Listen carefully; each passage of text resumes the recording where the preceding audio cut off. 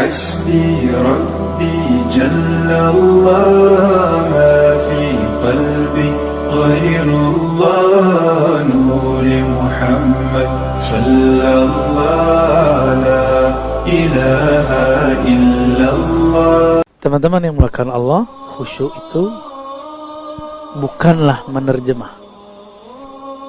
Khusyuk di dalam surah Ghasyiyah dikaitkan dengan absar. Absaruha khasyi'ah, pandangannya tunduk. Maka khusyuk yang dimaksud dalam salat adalah pandangan basirahnya, pandangan batinnya tunduk kepada Allah Subhanahu wa ta'ala. Kita kalau bertemu orang yang sangat kita hormati, kita akan tertunduk, tidak mampu melihat wajahnya yang mulia kecuali beliau memperkenankannya. Dulu waktu saya berguru kepada masyaikh-masyaikh dari Suriah, kita awalnya tidak sanggup memandang wajah mereka sampai mereka mengatakan, tabi'uni, tabi'uni, matanya lihat sini. Ini perbedaan orang kita berguru dengan orang Arab.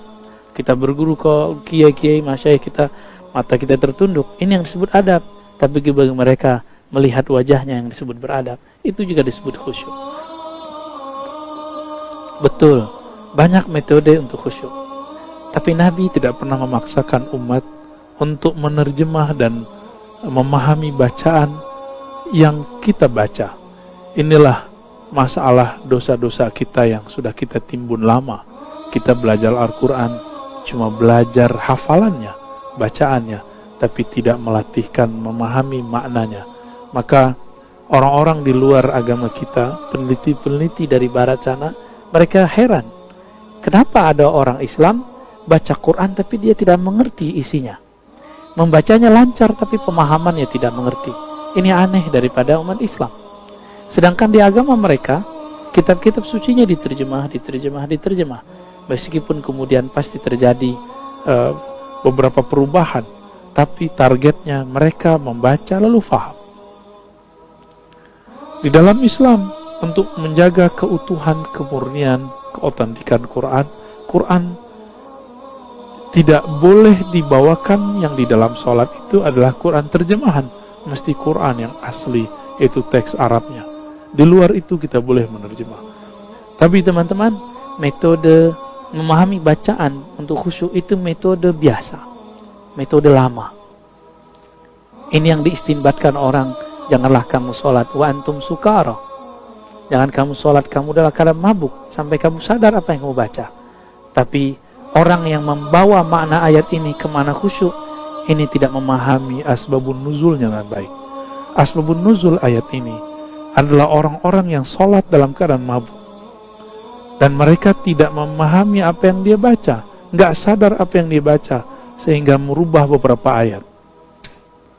Bukan orang seperti orang Indonesia atau sekitar Indonesia yang tidak mengerti bahasa Arab lalu membaca. Ini bukan mabuk. Jadi betapa kita zalim kepada umat lalu mengatakan mereka yang tidak paham baca Quran lalu disebut mereka mabuk. Jika demikian, maka semua mungkin 90% orang yang sholat di masjid-masjid kita adalah orang mabuk. Karena yang mengerti, yang nyantri, yang belajar bahasa Arab cuma beberapa orang. Maka adakah cara lain? Pertanyaan terakhir ini yang akan kita jawab. Ada. Khusyuk itu terbit dari kolbu. Maka bersihkan kolbu dari selain Allah, isilah dia dengan nama Allah, keagungan sifat-sifat Allah. Maka rasakanlah sholat Anda, sholat kita, sholat antum akan khusyuk. Tapi mungkinkah yang mengisinya, yang memvaksin si kolbu itu orang yang tidak ahli? Cuma lewat YouTube, lewat Zoom? Tidak mungkin. Mesti berguru bertatap muka kepada mereka. Tapi zaman ini sahabat-sahabat Allah, sepertinya berguru tatap muka susah sekali. Maka kita serahkan saja kepada Allah. Jika memang sahabat-sahabat takut untuk berguru kepada orang secara langsung karena zaman seperti ini, maka ilmui saja.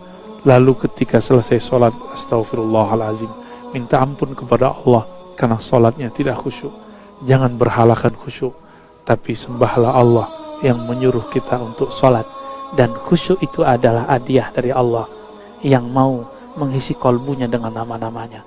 Jadi khusyuk itu ketika mata ke tempat sujud, tubuh menghadap kiblat, kolbunya menghadap kepada nama, sifat dan zat Allah Subhanahu wa ta'ala. Wallahu a'lam.